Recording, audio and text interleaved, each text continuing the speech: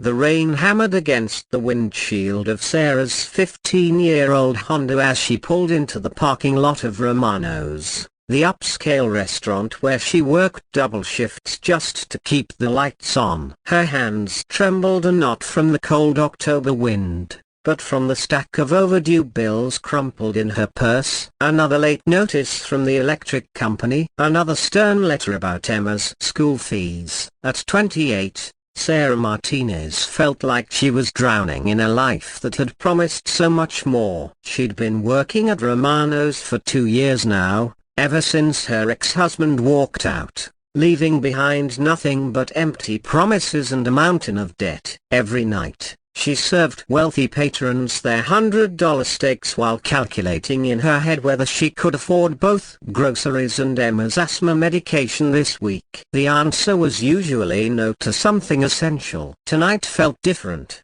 though she couldn't say why. Maybe it was the way the storm clouds gathered overhead, mirroring the chaos in her heart, or maybe it was just another Tuesday that felt like the end of the world.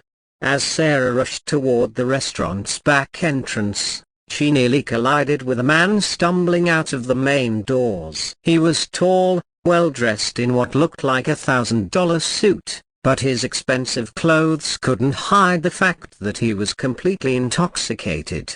His dark hair was disheveled, his tie loosened, and he swayed dangerously close to the busy street. "Sir, are you okay?" Sarah called out, abandoning her sprint to the employee entrance. The man turned, and she caught sight of his face, handsome in a rugged way, with tired eyes that seemed to hold their own storm. I'm fine," he slurred, taking another unsteady step toward the curb where cars whizzed by in the rain. Sarah's mother instincts kicked in immediately. This was someone's son. Maybe someone's father. She couldn't just walk away. "You're not fine, and you're about to walk into traffic. Where's your car?" He laughed bitterly, a sound that cut through the rain. "Don't have one. Took a cab here, but..." He patted his pockets frantically. "Can't find my phone. Can't remember my address." His voice cracked slightly. "Hell of a day to lose everything,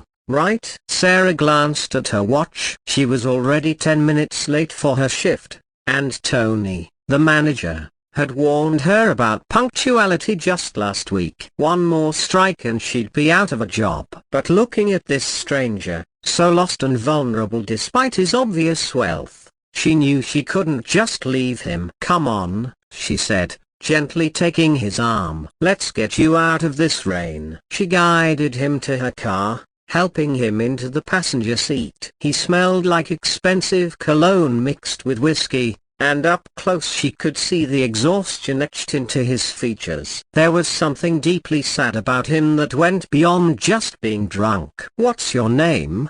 she asked, starting the engine. "Marcus," he mumbled, leaning his head back against the seat. "Marcus Chen. And before you ask, yes, I know I'm a mess." Sarah had heard that name before.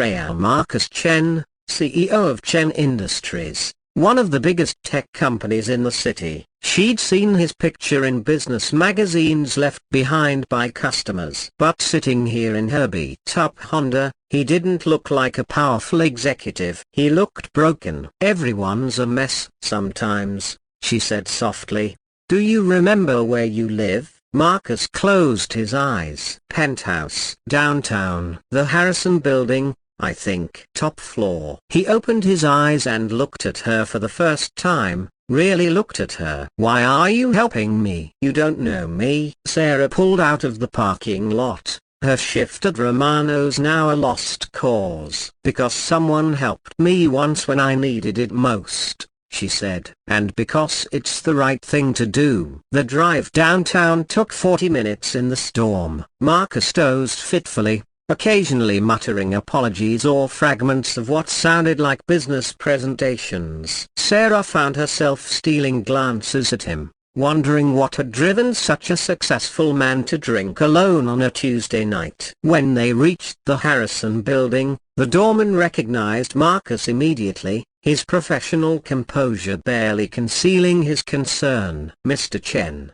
Are you alright? Shall I call someone? I'm fine, Robert, Marcus said, though he still needed Sarah's support to walk straight. This kind lady gave me a ride home. In the elevator to the 40th floor, Marcus suddenly grabbed Sarah's hand. What's your name? I need to know your name. Sarah Martinez, she said, surprised by the intensity in his voice. Sarah Martinez, he repeated like he was memorizing it. Thank you, Sarah Martinez. You saved my life tonight. She wanted to tell him that wasn't true, that she'd just given him a ride, but something in his eyes told her it meant more than that to him. The elevator doors opened to reveal a stunning penthouse that was obviously expensive but felt cold and empty. Marcus fumbled for his keys, and Sarah helped him get inside. Can I call someone for you? She asked. A family member? A friend? Marcus laughed, but there was no humor in it. No family left, and friends.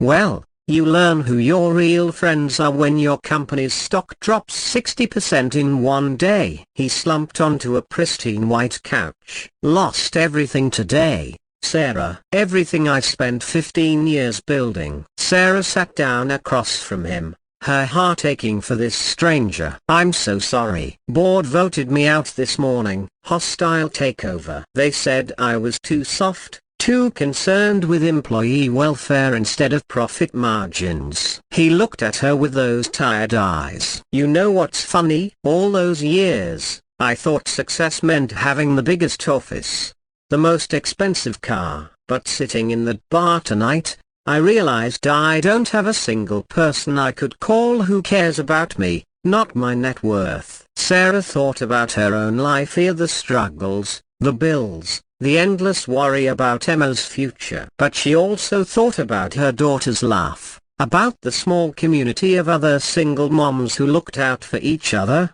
about moments of simple joy that money couldn't buy. Success isn't about what you have, she said quietly. It's about who you are when everything else falls away. Marcus stared at her. Who are you, Sarah Martinez? She smiled sadly. Someone who understands what it's like to lose everything and have to rebuild. 3 months later, Sarah was working her usual Friday night shift at Romano's when Marcus walked in. She almost didn't recognize him. He looked healthier, more relaxed, wearing jeans and a simple button-down instead of his expensive suits. He asked for a table in her section. How are you, Sarah? He asked when she approached with menus. Good, she said, though the bills were still piling up and Emma had been asking why they never went anywhere fun anymore. How are you? Better. Much better. He smiled, and it reached his eyes this time. I've been thinking about that night, about what you said about success. You were right. Over the next hour, between serving other customers, Sarah learned that Marcus had used his severance package to start a non-profit organization focused on providing resources and support for single parents. He'd also been volunteering at a local community center, teaching business skills to people trying to start their own companies. I have a proposition for you, he said as Sarah brought him his check. I need someone to help run the business side of the non-profit. Someone who understands what it's really like to struggle, who has the kind of strength and compassion I saw that night. The salary would be enough to give you and your daughter the security you deserve. Sarah stared at him, afraid to believe what she was hearing. Marcus, I don't have a business degree. I haven't even finished college. You have something better, he said. You have heart. You have the ability to see people, really see them, not just what they can do for you. That's rarer than any degree. 6 months later, Sarah stood in the office of the Marcus Chen Foundation, looking out at the city skyline. Emma was thriving in her new school.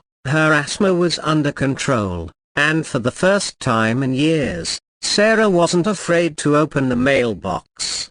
But more than that, she'd found purpose in her work, helping other families navigate the challenges she knew so well. And she'd found something she'd never expected: a love. It had grown slowly between her and Marcus, built on mutual respect and shared values rather than grand gestures or expensive gifts. He understood her priorities, supported her dreams, and loved Emma like she was his own daughter. Ready for lunch, Marcus appeared in her doorway, holding 2 sandwiches from the deli down the street. Sarah smiled, remembering the broken man she'd found in the rain that night. Sometimes the smallest acts of kindness create ripples that change everything. She'd helped a stranger get home safely, never imagining that in saving him, she was actually saving herself. "Ready," she said, taking his hand. Outside, the sun was shining, and for the first time in a very long time,